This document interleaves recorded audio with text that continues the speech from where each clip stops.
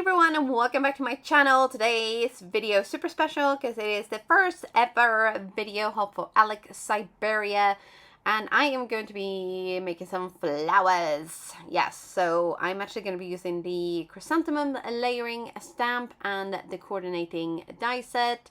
Yes, no tulips this time. I know that follow-up video is coming very soon, but for now I'm going to grab a bunch of inks. I'm gonna go for a super colorful and huge bunch of flowers basically. So I'm getting some pink fresh inks out because they do come in like shades of 4 in each color family. So I'm gonna have some yellow, some green, some kind of like peachy persimmon orangey colors. Of course we're gonna go kind of pinky red, and we're also going to go pink.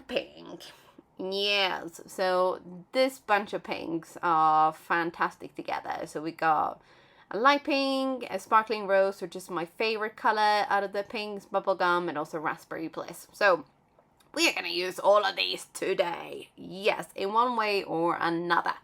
So obviously we're going to need to get our work surface tidied up. So I'm going to put these things away now that I got them out. I know that makes a lot of sense, doesn't it? But while I'm doing that, I just thought I'd mention, again, a little bit about this hop. So Alex Syberia has just had a fantastic new release, the Sunkissed Memories collection.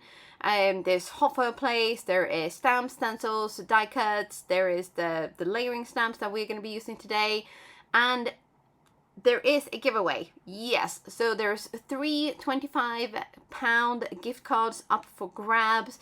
So all you gotta do is leave a comment on this video and the rest of the videos in the hop. So the winners will be drawn from the entrants that have actually played along. So, but I mean, in order to actually be in with a chance to win, you do need to comment. So get your comments in right now. But I'm gonna load up my Misty here because I cannot do layering stamps without a Misty. So yes.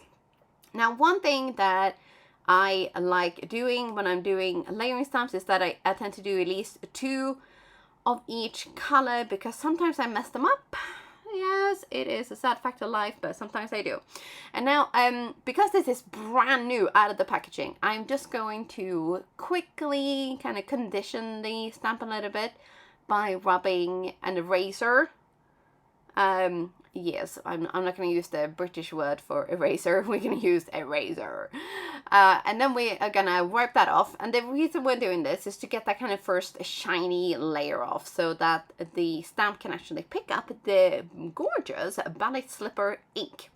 So I'm going to be dabbing a lot of ink on there, and then we're going to stamp. And then what we're going to do is we're going to flip this paper so that we can do 2 of each color on one sheet.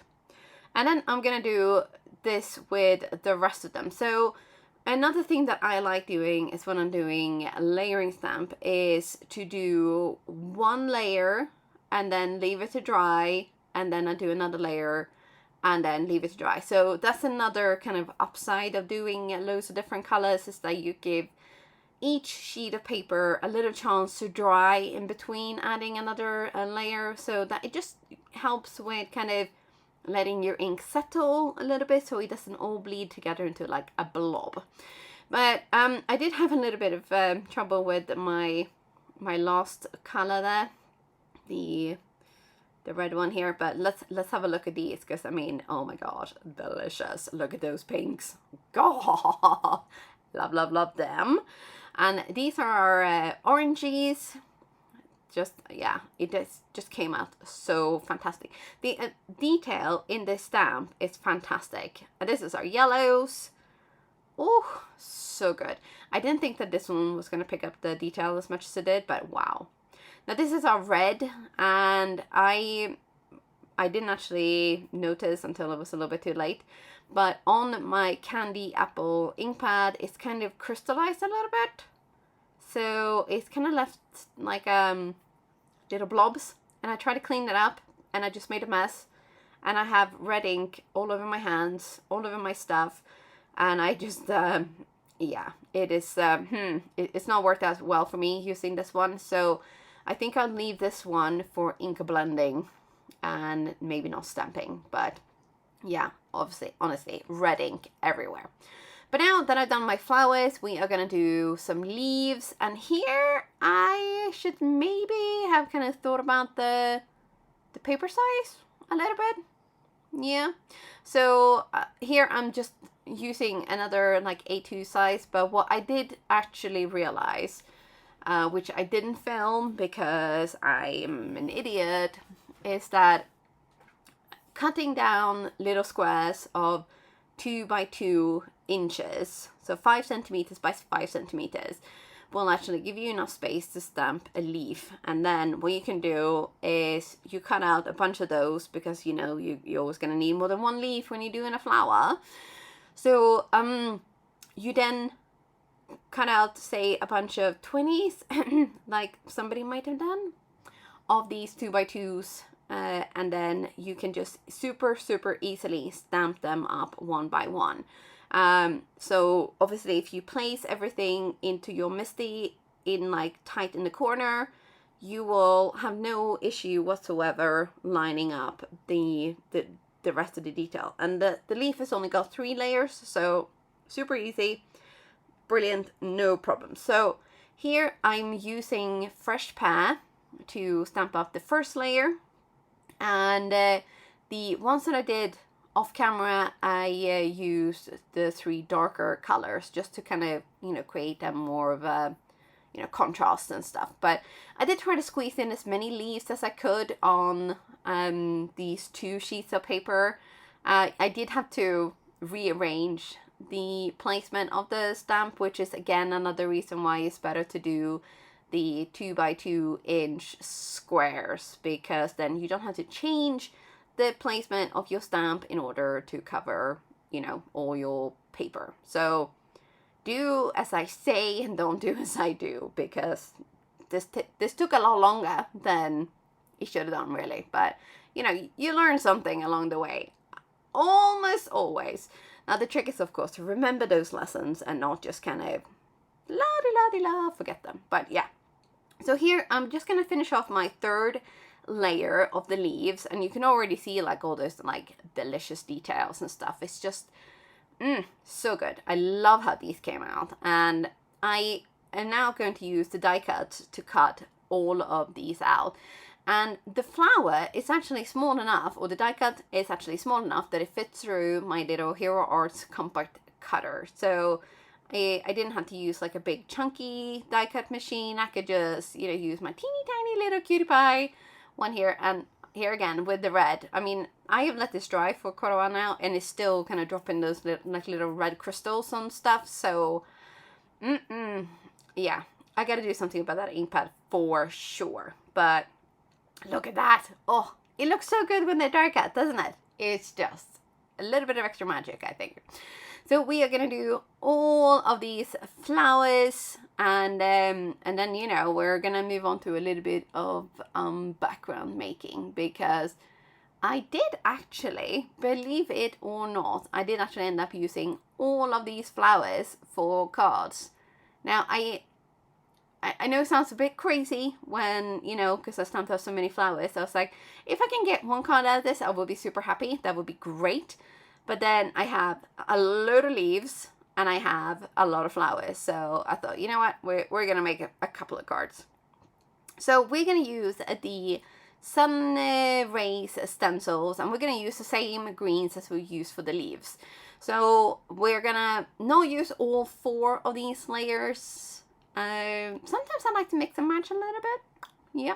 And I actually realized something after I finished making this, is that instead of layering the stencils up the same way, so basically, you know, it goes around and you get that kind of fun sun ray. Great sense. I am going to try next time to actually turn my stencil over so you get like an overlapping pattern. I think that will look super great. But here I'm gonna do just 2 or 3 of the layers, and just to kind of like add a bit of a like a foliage look behind my flowers, so it just helps with some of that like whitish space, because I am so not good with white space.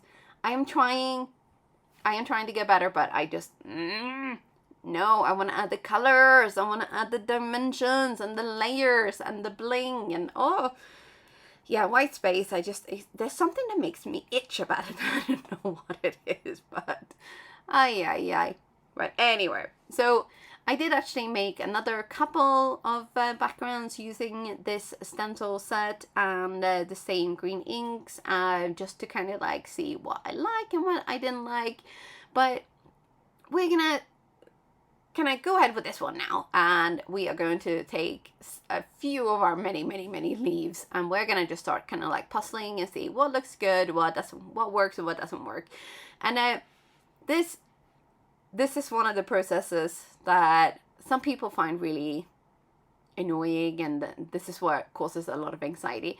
But this, I think, is for me probably my favorite part of all of it. It's actually like puzzling it together and seeing what works and what doesn't work. So yeah, I might be making more flowers soon just to kind of have that opportunity to make even more. But yeah, there you have it. I am a little bit crazy and I am rolling with it.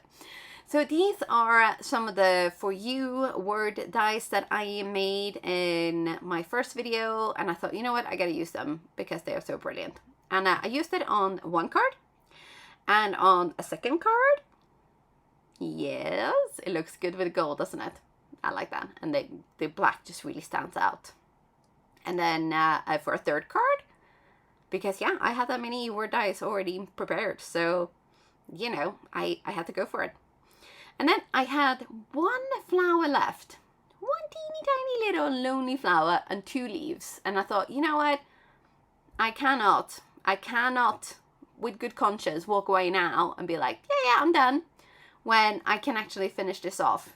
Like, I can use all of the leaves and all of the flowers I've stamped up. This so rarely happens. So I was like, you know what, girl, you gotta do it. You gotta do it. So I have die cut another panel. This is from a previously released die cut. This one has got a really fun pattern. I really like this one. This helps me again as well with like that white space. If it's at least, you know, it has some like kind of pattern or something, it doesn't feel so white and bland, naked. So I'm gonna glue this directly to a white card base. And I'm just now thinking, you know what, that could look super good with like green peeking through for like, again, kind of a little bit of extra greenery or something. But then, you know, it's too late now. I'm committed. It's glued down. We are gonna do this. We're gonna finish this off. And on top of this, I'm just gonna super simply, we're not gonna overthink this. We're just gonna go like, yeah, bam, you know what, that looks good, let's do that. And then we're gonna use these last 2 little For You word dice that are cut out. And on these ones, I haven't used the shadow part, so we're just going to use the words like that. And then a already heat embossed sentiment. And then we have 4 cards finished. Yes, 4 cards. Can you believe it? I'm a little bit impressed with myself, I'm not going to lie. But that is it from me for the day. I really hope you've enjoyed this video. Don't forget to check out the rest of the hop. The next person in the hop will be right down in the description box below.